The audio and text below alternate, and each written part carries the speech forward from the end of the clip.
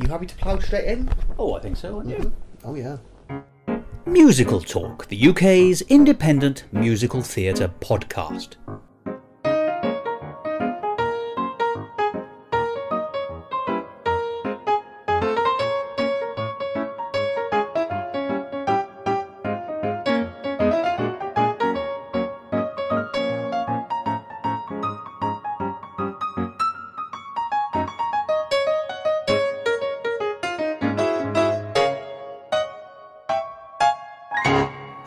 And welcome to another edition of Musical Talk. I'm Thos Ribbits, and I've been thinking about some of the shows which you could have seen in London this summer 2024, and what they might also be called if they had subtitles. Surely Kiss Me Kate might be known as From Bard to Verse, and whilst we're on the subject, Hello Dolly might be called She Stoops to Yonkers. And it'll come as no surprise to long-term listeners of Musical Talk when I say that those two shows are going to be the two shows that we spend most of our time talking about today.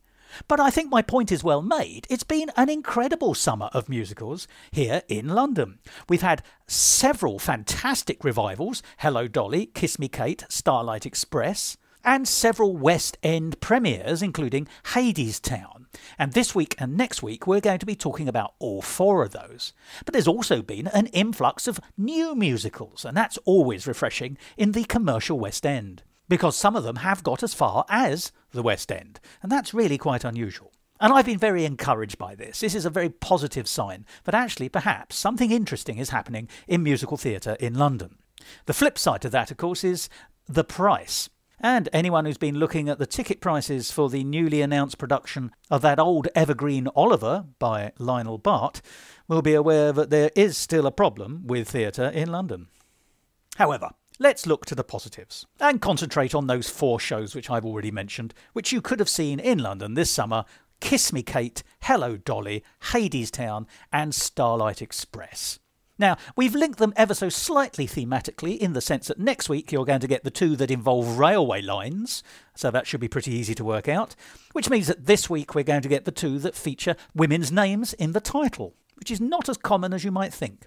And there's another connection. Next week's shows, Hadestown and Starlight Express, are what you might call contemporary musicals, in the sense that their writers are still alive, whereas Kiss Me Kate and Hello Dolly were written by Cole Porter and Jerry Herman respectively, and can be seen as flowers of the golden age of musical theatre. I think Jerry Herman, if you like, is almost the last knockings of that. His taste in musical writing is somewhat old-fashioned and therefore backward-looking, where his contemporary, Stephen Sondheim, was much more forward-looking, which is not a criticism of either. Jerry Herman is, in my view, the last of the great classic composers and lyricists of musical theatre. And his Hello Dolly, an early 60s evergreen show, has been packing them in London all summer with a cast headed by the amazing Imelda Staunton. And we'll be talking about that in just a minute.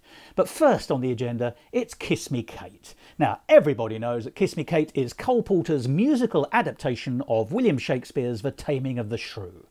Except, of course, it's not. It's not an adaptation of The Taming of the Shrew at all. What it is, it's a show about putting on a musical adaptation of The Taming of the Shrew. And that's a very different thing. It's a show within a show, which is, of course, quite Shakespearean. But it's not a full or standard adaptation of that Shakespearean play. However, it is popularly thought of in that way, and it is certainly true that you do get an abridged version of the Shakespearean piece in Kiss Me Kate, along with quite a lot of other stuff, including some phantom British operetta, of which we'll be talking about more in the conversation. So, let's get down to it. I'm very pleased to be able to announce that returning to the microphone in a conversation with me is theatrical all-rounder and noted brainbox, the always shrewd Josh Clark. And this week, we're going to be talking about Hello Dolly and Kiss Me Kate. And we're going to do it now. Here's Josh.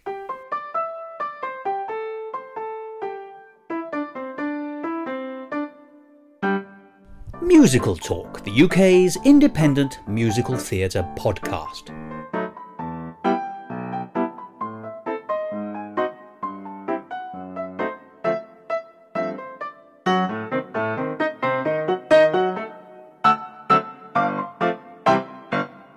Josh, I've got a question for you. What do you think would be the solution to a dusty bard? I thought you'd never ask me this. And for that reason, I have not prepared an answer. Oh, jolly good. No, I have no answer, I'm afraid. Well, you've stumped me on that one. Well, I don't need to tell you who the bard is. William Shakespeare. And if he were dusty, what would be needed? Maybe a light flannel. Oh, close. Can you think of a song that might take us in that direction? I see where we're going. It took a while, I think. We'll just brush him down, shall Yes! It's a pleasure working with you, Mr. Clark. Welcome back to Musical Talk. Now, the bright amongst you will have spotted that we are clearly talking about Cole Porter's Kiss Me Kate. But that's not all we're talking about today, because you and I, Josh, have had the pleasure of each other's company in a number of really remarkable London shows in the last few months, and we're recording this in the summer of 2024. And those shows are Kiss Me Kate, Hello Dolly and Starlight Express. And you've also seen Hadestown. I did see Hadestown, I think, at the beginning of all of that. Yes, indeed, before Kiss Me Kate, which was the first of the three that we're talking about together. It is, but we've decided today, instead of doing an episode where we look at one show in depth, we're going to have a little more of a gallop, which we actually don't do very often. So this is really sort of, it's not a charming phrase, but this is more brain dump episode of Musical Talk, whereby we talk about the things which really stood out or were curious or surprising or wonderful about each of the shows. And I must say, I think these three have been tremendous, a marvellous hat trick. And that will be, for us, a slightly different way of dealing with things. But shall we start with Kiss Me Kate, which is the first that the three of us saw in order? Certainly. Now, what did you know about Kiss Me Kate? I very often answer this question when you ask me, and the typical answer is very little. I knew something of it, but not too much. So what did I know? I knew that it was the musical version of Shakespeare's The Taming of the Shrew, and I know The Taming of the Shrew quite well, having seen that a few times. Not unrelatedly, literally about a week after. Yes. I mean, you've seen it more than once, but you saw it recently as well. Just by serendipity, I did go and see it at the Globe, in fact, a week after we saw Kiss Me Kate, which was an interesting and quite helpful parallel, actually, in many ways. Yes, it shone light in both directions, really. But we are talking about the musical, and it's a pretty good way into Shakespeare, I think, for for musical fans who might not go to plays like that. But that was really the extent, as well as a few of the songs. And which were the songs? Because it's a Cole Porter score, and that's the thing that really sells Kiss Me Kate to this day. Famous film. I mean, it was originally obviously a Broadway musical. Was so successful they made a film of it, and then of course it's been revived periodically ever since. And here we are in London in 2024. It's described as the great summer musical comedy blockbuster hit, as has Hello Dolly, incidentally. Yes, well, more on that later. Well, probably three of them, actually. The openings of both acts, and then Brush Up Your Shakespeare. So it's another opening, another show, which most people know if they know anything from this. And the opening of Act 2, which is Too Darn Hot, which is the big dance break number. Yeah, warms you back up again, literally. That's right. And then Brush Up Your Shakespeare, kind of the favourite of musical theatre review shows, which normally comes towards the conclusion of that kind of spectacle as well, which is a fantastic encore fest, isn't it? It really is, yes. And done magnificently. Oh, yes. Best I've seen it done, actually, here. Superb, and with a great actor who I'd never seen in a musical, but I've seen in a few straight plays, to use that phrase. Hamid Animashawn. Oh, he was a comic genius. Absolutely fantastic. And I saw him, do you know what? I saw him during the lockdown when there was all this theatre being streamed online. And I think I first saw him in a play called The Barbershop Chronicles. It was a fantastic play, and it was a really fast-moving thing. And I mention that because it was quite difficult, for me at least, watching it the first time, to follow the different characters. It's a kind of a pastiche. But every time he was on, you knew, and he really stood out. I'm pretty sure I then also saw him, I think it was A Midsummer Night's Dream. Yes, indeed, he played Bottom. I can just see that in my programme here as well. A great actor, and I was wondering as I was watching it, is it him? And then consulted the programme, and it was. So, there's some headline actors in this production. Indeed. But just as, one that is maybe slightly less well known than Peter Davison, for example, did a great job, didn't he? And Brush Up Your Shakespeare was a masterpiece, really. Yeah, I loved. I mean, and Nigel Lindsay is the other gangster. Oh, of course. Sorry, yes. There's two gangsters. Yes. And they are germane to the plot. But they basically steal the show, and they are given the last significant number, really. There's Kiss Me Kate, which is quite a weak ending. But actually, the position of it is basically the business of the day has been sorted out. And then we get Brush Up Your Shakespeare, which gets encore and encore and encore, yes. and deserves to be. And they build on each encore. So if they're trying to get off the stage and they're pushed back on by the stage manager, who then gives them a cane or gives them a bowler hat, they become more and more vaudeville. Yeah, yes. You touched on the ending. It's a funny old way to end the show, actually, isn't it? Abrupt, I'd say. Yes. They go on for minutes about the opening, and suddenly it's finished. That was one point. It was abrupt, which nothing to do with this production. That's just the writing of it, but noticeable, wasn't it? What, if I were to ask you, would you say is the thing that most surprised you about it? That's a good question. What surprised me the most about it? Well, okay, I didn't realise that it was going to be the... And this was naive, actually, and I'll explain why. But I hadn't realised that it was going to be a framing device of the characters. Within a play. Exactly, yes. I hadn't... How Shakespearean. Yeah, and how Taming the Shrew. Yeah. Because that is exactly what it is. The Shakespeare play is the Taming of the Shrew is a story being told in an inn. Yeah. Essentially, which then plays out, and well, exactly, yeah, we've it's got a framing device in the original Shakespeare. Right, yes, I hadn't clocked that was going to be the case. So there's an awful lot of fun with the actual Taming of the Shrew element being sent up, and musicalised, whereas I thought it was going to be the plot of the Taming of the Shrew as a musical. I hope I've made the subtle distinction. Yes, you have. Between those things, yes. Yeah, the Taming of the Shrew is the secondary story in Kiss Me Kate. Yes. Yeah. For me, there were two things that surprised me most. One is a logistical one, and the other one is to do with the catalogue of songs. And I think Cole Porter is one of the great songwriters of the 20th century. Yeah. He's one of the great song lyricists of the 20th century. He's someone that Stephen Sondheim really genuinely admired, and Stephen Sondheim, if you read any of his books, didn't admire that many people. So let's do the logistical thing first. Charlie Stemp, who we both admire, who is a phenomenal British dancer, and, as we saw in Crazy for You, an amazing comic. He's got a lot more to him than just being a dancer. He can act, he can do comedy, which is such a delight, and he does it so well that I was very pleased to see that he was in the cast for this. But he's by no means the lead, as he was in Crazy for You. He's, if you like, one of the secondary couples, and it's not a big part for him. And it was such an odd thing to have someone with the reputation of Charlie Stemp playing really quite a minor character. They shoehorn him into a few things, like in Too Darn Hot. He turns up in the middle. He's not in it as part of the ensemble, but he comes in and does a bit of a dance with somebody else and then disappears again. So it felt, and obviously it's the structure of the piece. There's nothing you can do about that. But it was slightly odd to have so big a star playing so small a role. It's not Angela Lansbury as Madame Arcati. It's not as small as that. But then again, it doesn't steal the show in the same way she does.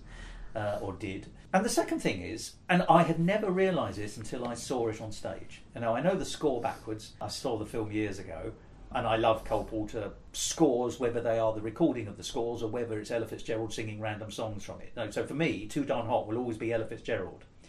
Now, Ella Fitzgerald is many things, but she's not sultry. We'll talk about the production of Too Darn Hot in a minute. But the thing that surprised me, and I think you have to go to theatre to really understand shows. You can get a lot from the sound recording, but you can't get it all. And the thing I'd never quite clocked is that Cole Porter has his cake and he eats it. And I don't just mean glibly. He writes a number of songs twice, all the way through, and I'd never clocked this. Here's a good example. In there, we are actors in a theatre and we're going to be putting on the Taming of the Shrew, i.e. their real life in this piece. They sing the song Another Opening, Another Show. It's the opening to the show. And it's a catalogue song about putting on a show and opening night. And you even get the list of places. Philly, Boston and Baltimore. Yes, exactly. 3 places in a row. Then, later on, when they are the travelling players putting on Kiss Me Kate in the Shakespeare that they are doing, they get We Open in Venice and then play Verona. And then on to Cremona. Lots of girls in Cremona. It's the same song. It's totally different music, but it is, we are actors, we're about to have an opening night, we're opening night in all these different venues. It's the same song. It's unbelievable. But that's not it. You get the song Tom, Dick or Harry, which is Bianca, the beautiful Bianca in the Taming of the Shrew part, singing about all the different men that she's after. She's keen on the men. And then the same character gets the same song again, I'm always true to you, darling, in my fashion. In real life, when she's singing to her beau about actually she loves him, but she's happy to put it about a bit in order to get a Paris hat or, checks in Texas and all this kind of stuff. Which just on a tangential level, that song itself is a lovely kind of feminist twist on the poem. Oddly liberating, isn't it? Yeah. Yes, because that's a metaphysical 17th century line from a poem. Is it? Now, tell me indeed. Okay. I was hoping I wouldn't have to. Now you've opened this door. Come on through. That's right. It's just on the fringe of my mind. But I'm pretty sure this is one of the Cavalier poets, and it's the refrain in the poem. I'm always true to thee, darling, in my fashion. It's a romantic male where his indiscretions with other women are very well known, and he's protesting his loyalty, and there's always the little caveat of so it's a genuine live. In my fashion. Oh, indeed. So that's something that I noticed. You've found this fantastic parallel between the songs, but for me, in the original Cole Porter song, he's clearly taken that. When was it written approximately? Give me a century. Oh, well, I might be horribly disgraced if I say something here, but I'm pretty sure that could even be 17th century. Right, I only ask because that means it could be a contemporary of Shakespeare, just about. Or maybe 18th. If we're talking Cavalier poetry, it's 1700, isn't it, really? So Cavalier as in Cavalier around it, Civil War. Is that what... I don't think gosh, we're going off track here. I don't think the Cavalier poets are necessarily roundheads and Cavaliers. Oh, see, I don't know anything about this, so I'm bound to because Cromwell's when? Oh, well, that's the Civil War. I mean, that's 16... The king is restored in 1660. Well, so. Perhaps then. Perhaps. Yes, perhaps. Yeah. Oh, I am showing myself up. Not at all. You were not showing yourself up at all. But anyway, there is actually a point to that, because the Taming of the Shrew, of course, is this...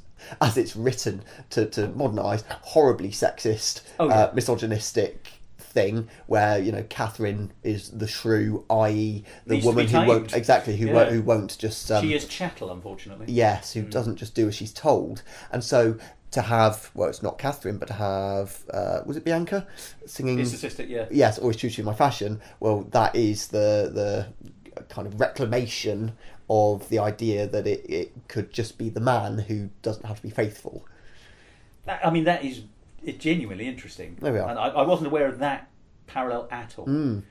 I love the idea that was a proto-song from 400 years ago then. Yes, it's a poem. It could be absent from the... possibly. Anyway, we can all do our research afterwards. Yeah. And there are whole... even down to, So in Love and Bianca. Bianca being one of the weakest songs in the score. But it is basically I Love You, Bianca, whereas So in Love with You is a bit more poetic. But there's more in this. I'm not going to go through each and every one, but it was really interesting to me that, as I say, Cole Porter does this magnificent thing of writing the same songs twice across the board and nobody's noticed. That's wonderful. Oh, that's wonderful. I briefly got to mention it.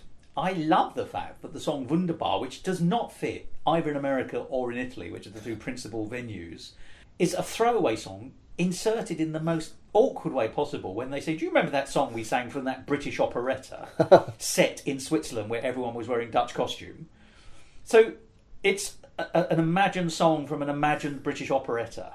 I love the fact that Wunderbar, a German-sounding song, is ostensibly a British song being performed actually in an American show before they do an Italian show. Yes, I wonder how deliberately this show is kind of mocking Shakespeare in that way, whose geography itself was never quite on point. He'd take a lot of plots, of course, from existing European manuscripts. The one that always springs to mind is The Tempest, and you've got Prospero having been exiled from Milan, where he was the Duke, and they put him in a boat. Now, I've not been to Milan, but it's pretty landlocked. Yeah. It was tough rowing for a while. Yes, that's it. So, I don't know, that just came to mind. But, yeah, you're right, they've shoehorned it in. Now, I want to pay tribute to Stephanie J. Block, who was magnificent. I thought Adrian Dunbar was excellent too. And one of the things I loved about it is that the central couple are older. Mm-hmm. They are, I would say, in their 60s, in the piece, and probably in real life. I thought the character... of the divorced lovers who are sort of in love again with each other, but argue a lot in parallel with the show within a show. It's got extra layers when it's done by people of that age. And she plays Lilly Vanessi. And I think she wins my award for this show for being the best thing in it. I just thought that she plays Lily and Catherine superbly, because it's, as you quite rightly say, it's not the source material, of A Taming of the Shrew is quite difficult to modern sensibilities. There's a couple of lines in the piece from 1940, it's from 1948 and set in 1948, where that recognises the fact that women are much more liberated in 1948. Well, comparatively, that's true, although we've moved on a bit since then too. There's one thing that's really interesting, the terrible, terrible song at the end where she has to, and this is my least favourite song, it's called I Am Ashamed, before they get into the Kiss Me Kate finale. They are poor endings after Brush Up Your Shakespeare. The song I Am Ashamed, I gather in recent productions, instead of saying I'm ashamed that women are so stupid and feeble and weak, basically, it has been sung separately, or independently, as I am ashamed that people are so. It's an attempt to... Yes. But that wasn't how we got it in this. No, they stick to the original. But we did have an intervention, or a scripted intervention. Yeah. Basically saying that it's difficult to carry this off. Yes, didn't they? Yeah. A stage manager figure, I think.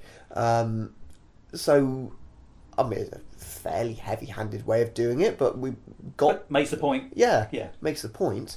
And compare that with the RSC a week later, we left there actually a little bit confused about the message. We felt like the final speech of Catherine was designed to make the point that isn't it ridiculous that I'm still doing this in 2024, but it wasn't 100% clear that was how it was coming across. It could have been clearer, right? Yes. That's interesting. Whereas they made it very clear here, which I didn't think was a bad thing. No.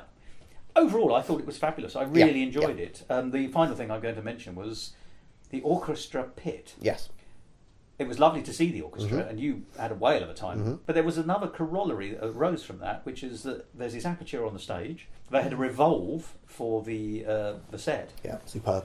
It was, but the problem is, it actually gave the dance space very limited. There was very limited dance space, and watching Charlie Stamp and indeed all the actors dancing in quite a narrow strip. There's a moment where he more or less dances over the edge of the pit, and you would just think, it was the same time that Sir Ian McKellen has just fallen off the stage. Yes. Here in London, it was a bit worrying. Oh, I've got one final question. What did you make of Too Darn Hot?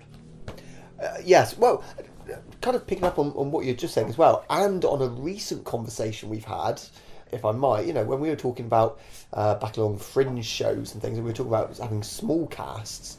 Well, so this was the production value of a West End show, wasn't it? Where realistically you probably could have done with half a dozen fewer dancers in Too Darn Hot because of the space you've just mentioned. Yes. But they're going to be in there because this is a West End show and it's spectacle. Anyway, just a little interesting adjunct maybe. What did I make of it? So you asked me at the beginning of this, what did I know about Kiss Me Kate? And I've answered that. Well, about this particular production, I had seen online some trailed clips of that particular dance number. This was something they put out as part of the publicity. Yeah, when they do their 3-minute, let's hear a song from the show on the BBC magazine programme. That's it. That's what you got. It's Too Darn Hot. What did I make of it? So I don't have the background of knowing it as the original song that you mentioned earlier. I thought it was absolutely fantastic, actually. And the staging was a big part of that, because you've got, as it begins, a fairly typical yet excellent West End dance break, wasn't it? Yeah. Very punchy, very physical, pretty raw, great thing, if you like, a good dance break. And it fitted, I think, in the structure of the piece, because you hadn't really had that yet. But it is a piece about the theatre, set in a theatre, and so it makes sense that you get a good bit of theatricality in that sense, musical theatricality. And also with the staging, as I was hinting at, that is revolving during the piece. Yes. So they're going through different rooms and having to pass through doors, and just as a kind of mechanical directorial thing, I found that very interesting, seeing how they were keeping the dance number going, because you had some go through some of the entrances carrying on the dancing whilst they couldn't be seen, and then the revolve would bring them into view, and you just quite I kind of quite like that mechanistic thing, like a music box. So I thought it was very cleverly done. I feel like you might have had a particular angle. I do have a particular angle on it, because I have a problem with it. Yeah. Now, I can't fault it for performance. Yes. And it was done deliberately, sultrily and sexily. Yes, okay. And there's lots of comments in the text about Baltimore being hot, and you know what Baltimore's like, because I think that's where that's the theatre they're in. Or wherever it is they are, it's been declared it's very hot. Yeah. And this is being done, not exactly raunchily, but, it's the closest you're going to get to see to Chicago. Yeah. Well, maybe it is raunchy. Yeah. Fine. So, Act 2 opener, that works very well. It pumps energy back into the room. It also gives you a flavour that you haven't actually had before, because Kiss Me Kate isn't really a sexy show. Mm. Here's my problem. I don't think narratively works at all.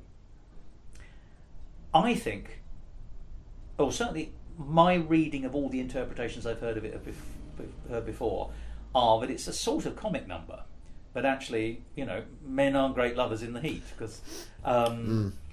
And that fits in with the narrative structure or thematic structure of the piece. What actually happens is it opens Act 2, and it follows directly on from Act 1. Certainly in this production, that is the way it's framed. So it's continuous. We have a break, but what happens at the end of Act 1 is the gangsters come on stage dressed very badly as Renaissance Italians, and they produce guns to stop the Lilly character storming off the stage as she now wants to, because she's angry with Adrian Dunbar's character, and they stop her doing so because they are now producers of the show. So they use gunpoint to keep the cast on the stage at the end of Act 1 of The Taming of the Shrew, which is also the end of Act 1 of Kiss Me Kate, with me so far. We open Act 2 with the actors coming off the stage and storming out of the theatre, so they're outside, and they come out one by one, and they have little tantrums. One runs to the phone and tries to get his agent to take him out of the show. Another one takes his shirt off and starts beating the ground with it. There's anger. They're really angry. They're upset because someone's flashed a gun at them on stage and they're hopeless and defenceless. So it starts with anger. And then suddenly this anger metamorphoses, and I don't understand the psychology of this, into let's all be sexy and raunchy. So the anger is changed into sexiness. And I don't understand it. And I tell you what it felt like. It felt to me like someone's taken quite a literal reading of the lyrics of the song and thought this song is about being too hot, and how it affects, it actually deleteriously affects gentlemen's sexual prowess, essentially, is what the song's about. It's quite specifically about men not being able to cope with it. Mr. Adam for his madam is not, when it's too hot. It's that kind of thing. It's not about let's all get sexy. It's about the heat stops you being sexy. So it's a misunderstanding of the lyrics. It's like someone's looked at the chorus and said let's choreograph it sexily because the chorus is too darn hot. It's too darn hot. But it's not. It misunderstands the lyrics and it misunderstands the narrative. And to me, therefore, it completely failed. It's a magnificent slice of theatre, and if they put it in something else, I'd have gone, ooh, that's very impressive. But within the context of what I was watching, I could not make that fit at all, because it neither fitted the lyrics and nor did it fit the story. And I'm just thinking, what the hell's going on here? This feels almost like it's being done gratuitously at the expense of the story. And for me, that's always a no-no. And that's a really odd thing to criticise, because it was great and magnificent and wonderful, and yet wrong. Yeah, it's interesting, because my positive response to it was on the spectacle level. Yeah, which you haven't argued with, and not at all, no. No, I agree with what you're saying as well. It doesn't really narratively make sense, and I didn't pick up on it as obviously as you had done, but I certainly recall not thinking, oh, okay, that was important, or that moves us on, or anything like that. You know? I agree. It doesn't actually move us on, so it doesn't do any harm in that sense. But it jolted me out. That's Kiss Me Kate. Now, Kiss Me Kate is a great classic from 1948, regularly revived. We jump 20 years to Hello Dolly by the legendary Jerry Herman, who was one of the first big-name composers that we interviewed here on Musical Talk way back in 2007. Hello Dolly was made, first produced in the 1960s, turned into a film, directed by Gene Kelly, and is also a show that gets periodically revived. But it feels like a show from 1948, or possibly 1938. It's so odd that a show that's from the 60s does not feel like it's from the 60s at all. It really feels like it was found in a box that had been sealed in 1935, and someone decided to put it on in 1965, let's say. What did you make of Hello Dolly? I mean, I thought it was cracking. I thought it was wonderful, it was clever and funny, but it's so old-fashioned. It is old-fashioned. And it was old-fashioned then. Yes. The character of Dolly, you know, we had in this production more on the staging, this wonderful kind of travelator strip, didn't we? So there was plenty of movement between the cities. So we're from New York to Yonkers. You have to be bonkers to forget Yonkers, which actually is... It's a part of New York. New York, right? Okay, so we're just travelling through the city, all right.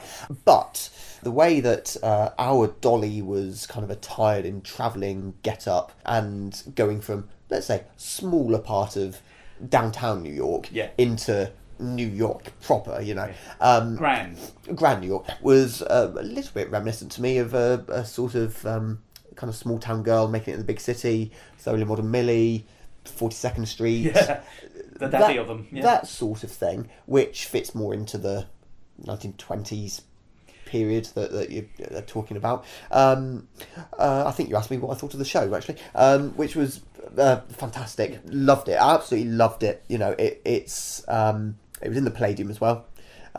It was, London's biggest venue. Yes, and it really worked there. I think in the interval, when you asked me at the time, I said it feels, I either said traditional, I think you might have said old-fashioned, but not in a bad way. No. I like to think I might be old-fashioned. But then I think I probably made a comment, something along the lines of, it's very nice and refreshing, I hate that word, but hey, it fits, to see a traditional show done traditionally. Agreed. And there was no element of trying to be clever with anything. There was no, hint of a message being added to it. No subversion? No, it was just, Hello Dolly, done really, really well, leaning into what it is. The comedy bit's done really well, the music bit's done fantastically well. I'm always reminded of a question that someone once asked me many years ago, which was, what is the purpose of theatre? And I was in a room with lots of people, and it probably took half an hour for someone to say entertainment. But that's what this is. It's just good, proper musical theatre entertainment done really, really well. Well, that is an almost perfect review, and it's very difficult to actually go much further, but I'm going to. So there's a couple of things which I thought were quite striking. Imelda Staunton, we must mention, is Dolly Levi, and is very charming, and owns the show and owns the stage, without scene stealing. She just does it by being that presence, which is Imelda Staunton. But Dolly is an odd character, and I've got a couple of points to make about Dolly. Well, the first is, it's not absolutely clear that she has a journey. I mean, she has a literal journey. She keeps going back to Yonkers, because that's where the chap she's decided that she's going to snare into marriage is. Yes. The half-millionaire. But she says at the beginning that she doesn't love him. Yes. She's literally marrying him for his money, not for mercenary reasons. She actually wants to basically continue her philanthropic work of helping people and arranging things, which is what she does in her opening song. You know, I've always been a woman who arranges things, she says. And she wants to use his money to distribute it to worthy causes throughout. But she says overtly she doesn't love him, and it's very clear that she is still in love with her late husband, and she spends a lot of time talking to him. There's a kind of mystical thing at the end when she asks for a signal that it's okay to marry him, and she gets a signal from her dead husband, allegedly, or that's how it's interpreted. She's also obviously moved by the fact that the chap who she is deciding that she's going to marry, who's a curmudgeonly old rotter really, decides that he does love her and wants to marry her, but it doesn't mean she loves him. You know, I didn't detect any movement in her towards loving him. What I saw was the joy that she's not only carried out the plan, but she's decided to carry out the plan of. It's paid off successfully, and in her heart, the only person whose opinion really matters, her late dead husband, has told her it's okay to do so. She's reached the apogee of her plans. Hurrah, good, well done. No emotional journey in that. You know, who does she love at the end of the show? The person she loves at the end of the show is still her late husband, I think. And that means that that's not much of a stretch for an actress of the calibre of Imelda Staunton.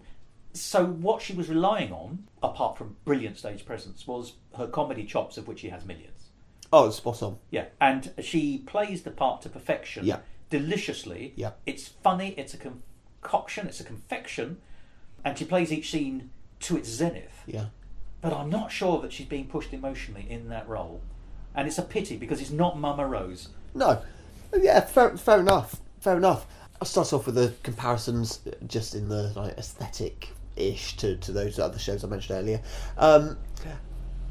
How about, and I get a sense of what a follow-up question you might have is going to be, which is going to be, you know, hello Dolly implies she's not been there for a while, where has she been? So just putting that together with her not really changing, which I agree with, by the way. Is this going to be a silly thing to say? There's a little bit of the Mary Poppins feel about Dolly, that she drops in, doesn't really go anywhere, stays the same, is fulfilling a function of the matchmaker. Everyone's delighted to see her. Where has she come from? You know, that's a brilliant avatar. That is. I've suddenly just thought of it because we talked about this when we left the theatre. Like, where has she been? How does everyone know her? And that's exactly like Mary Poppins when she turns up. And there's not really emotional development in her. No, she's a catalyst character, Mary Poppins, isn't she? Which I would argue is what Dolly's doing as well. Yeah. Do you know, that is the most astoundingly acute insight, I think. It's a funny one, isn't it? Well, it's also really interesting. Do we know when Hello Dolly first hit the stage? Well, if you talk for long enough, I can find out for us. Well, I bet you it's the mid-60s, because when was Mary Poppins famously turned into a film? 1964. Well, a musical adaptation of Hello Dolly, music and lyrics by Jerry Herman, so that is ours, debuted in Detroit in 1963. So that's interesting. It predates Mary Poppins in terms of production, but then again, who knows if Mary Poppins was known to be being produced by Disney? Well, exactly. But they are almost contemporary. Isn't that interesting? So it's either coincidental, or there was something in the need in American culture in the early 60s to have catalyst characters to make other people come together. So it could just be it's picking up on a bigger trend and we've only identified two. Yes. My knowledge of early 60s American musicals is not sufficient for me to be able to pull out two or three from the bag. Yeah, I was just going with knowledge of Mary Poppins, actually, and P.L. Travers, and... But the film is quite an adaptation from... I've not read the books. Yes. But her background, you know, there's that amazing film, Saving Mr. Banks, Indeed. which is the backstory to it. Yeah. P.L. Travers came from...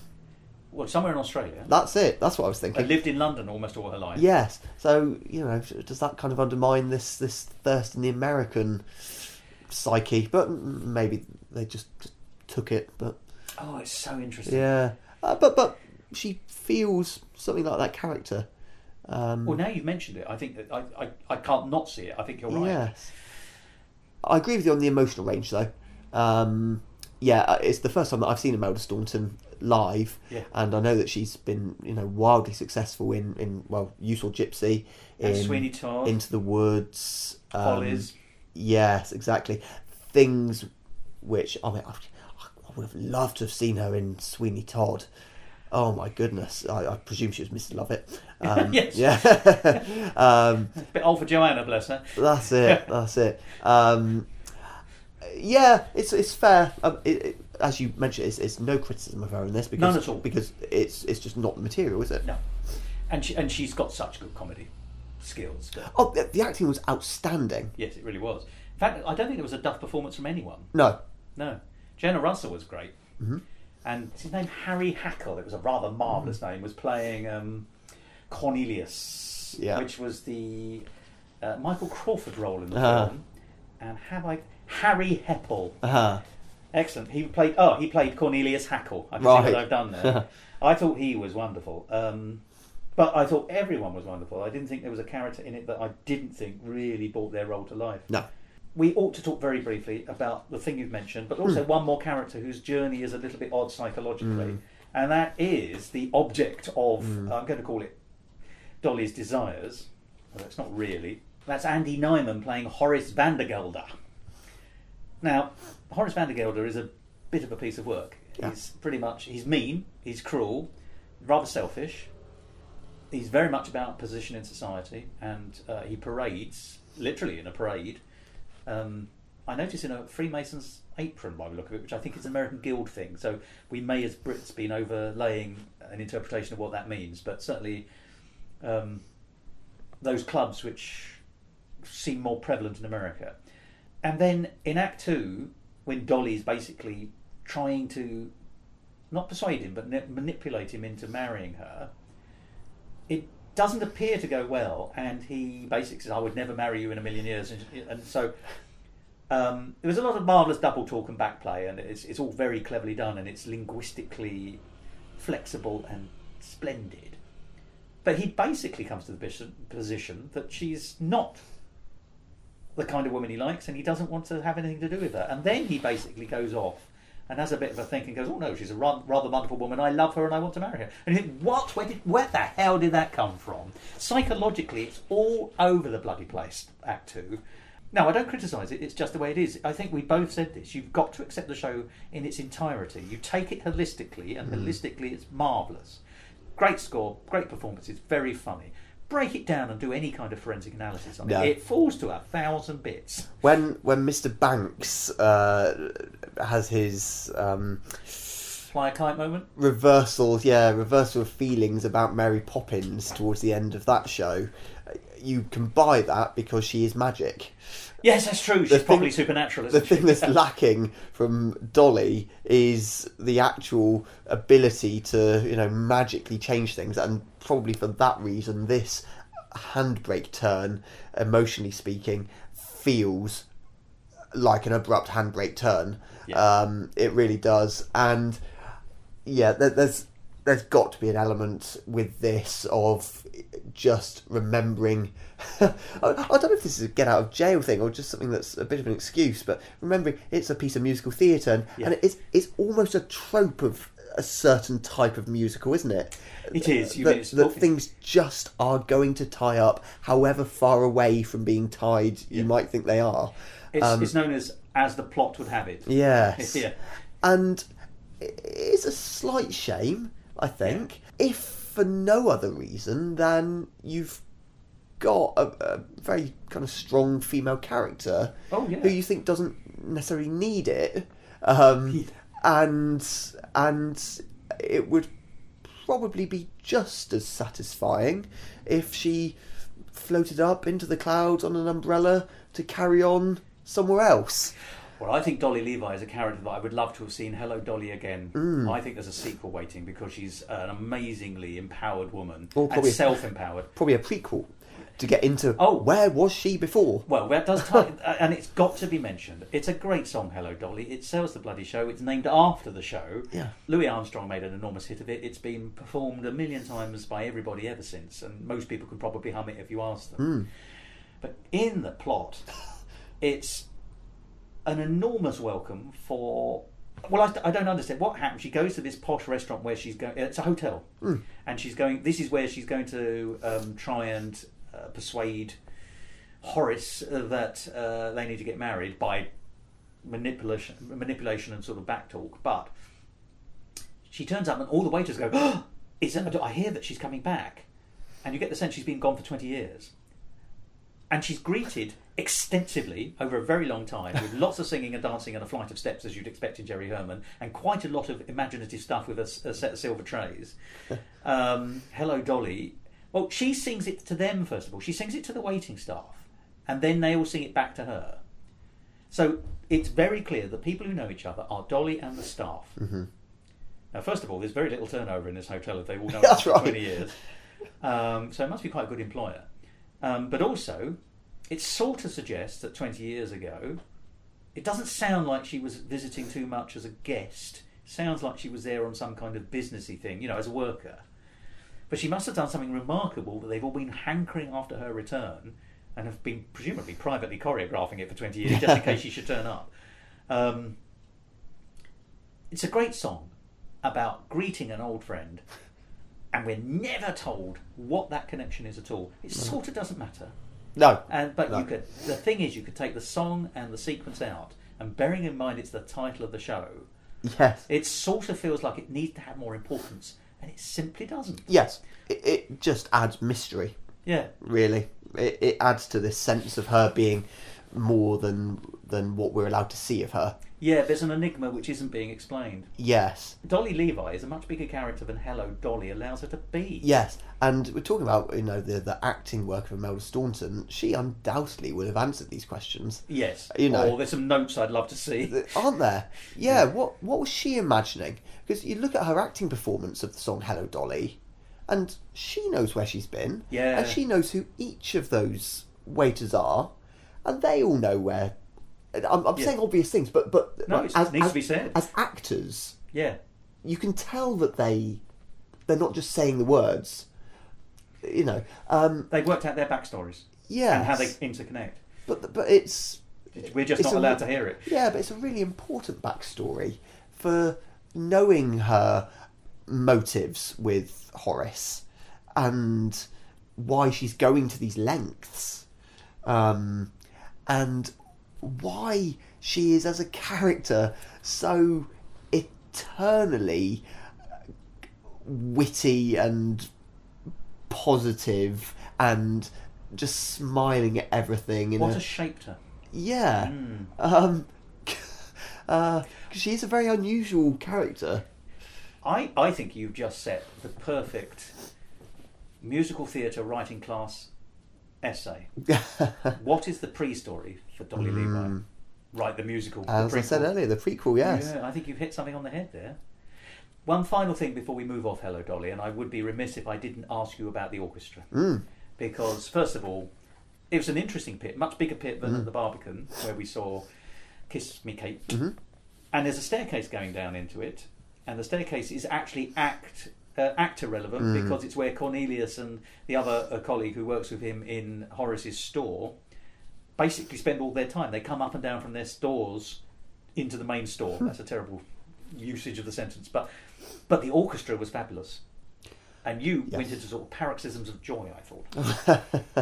I can't quite recall those paroxysms, but I'm sure you're right. Well, he was wearing a bow tie and a dinner suit. And yes. It was a grand theatrical. Yeah, well, and played him as it should be. We've talked previously about what extra narrative threads are added by a theatre building, but everything as soon as you walk into a building is setting your expectations, isn't it? And when if you're going to have an open pit like that, then you know that this is something else the audience are looking at. And if you're setting your production of Hello Dolly, in that grand hotel that we were talking about with the waiters in dinner jackets, then you kind of do need the visible orchestra to be doing it. But it does more than just fit with the show. It's also, to me, fitting back into that aesthetic of a traditional show done traditionally as well. And it makes you feel like you're there watching something special, and it's an occasion. And you're right, it was entirely black tie from everybody, wasn't it? And it was a big orchestra befitting that. Good full sound. Oh, lovely, lovely, lovely. The harp and all sorts. She had a lot of pluck, I thought. Yes, she did. So that was great, and a stirring round of applause led by Imelda Staunton for the orchestra at the end, and rightly so. Absolutely, yeah. The whole thing worked together, didn't it? We had great seats for that show. Amazing seats. Yes, we were looking straight down to him. Well, Josh, thank you very much. We're finishing this episode with Hello Dolly, but with a goodbye, Josh. But not for long. It's more au revoir, because actually we're going to carry on this conversation and talk about Hadestown and Starlight Express. So, but for the moment, Josh, I just want to say thank you very much indeed. It's so good to have you back where you belong. Well, that's very kind of you indeed. I've been enjoying this selection box episode, or a couple of episodes we're doing, a real Dolly mixture. Hey, very good. Musical talk. There we are. Time spent in the company of Josh Clark is never wasted, and his observation that Dolly Levi in Hello Dolly is very similar in the way that she operates and her role in the piece to Mary Poppins, whose own film musical was being created at more or less the same time as the stage version of Hello Dolly was making its premiere, is, I think, proper food for thought, and something I'm going to be chewing over for a very long time. But the more I think about it, the more I think that's exactly who Dolly Levi is. She's a Mary Poppins avatar, the eponymous character in a story which actually at some level is not hers, because she's a mover, a fixer, who, with or without magic, depending on which one of the two we're talking about, is someone who's always been someone who arranges things, which I think is where we started today's conversation. And so it seems a fitting place also to end it. Do join me and Josh again next week when we talk about Hadestown and Starlight Express. And if you want to hear what enthusiasm sounds like, and I know you do, then tune into that episode because Josh will deliver enthusiasm in spades. Those are two shows that he absolutely adores, and it bubbles over in next week's episode. Something very much to look forward to there. But to give you a bit of time to build up to that and to give you a week off, it's time for me to say goodbye. And in the habit that I've recently adopted, I'm going to do that in the style of Oscar Hammerstein. So long, farewell, auf Wiedersehen, goodbye.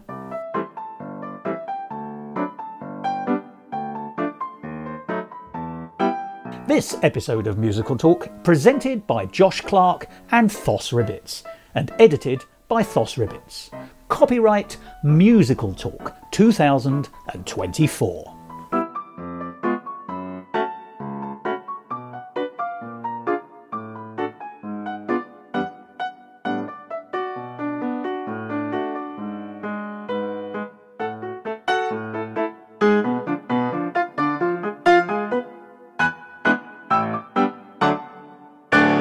To find out more about the world of Musical Talk and listen to past episodes, go along to our website www.musicaltalk.co.uk or subscribe to us on Apple Podcasts and follow us on the usual social media networks like Facebook, Instagram and X, formerly known as Twitter. And if you want to follow me on the latter, you can. At Musical Talk Thos. Dolly Levi is a much bigger character than Hello Dollar. I can't say it. Can we bring this? We've done 45 minutes. Why don't we actually make that the end of the episode and then start and then go out and do it at the other end of the house? Is that all right? Yes. And then if you like another slice of tiramisu as we go.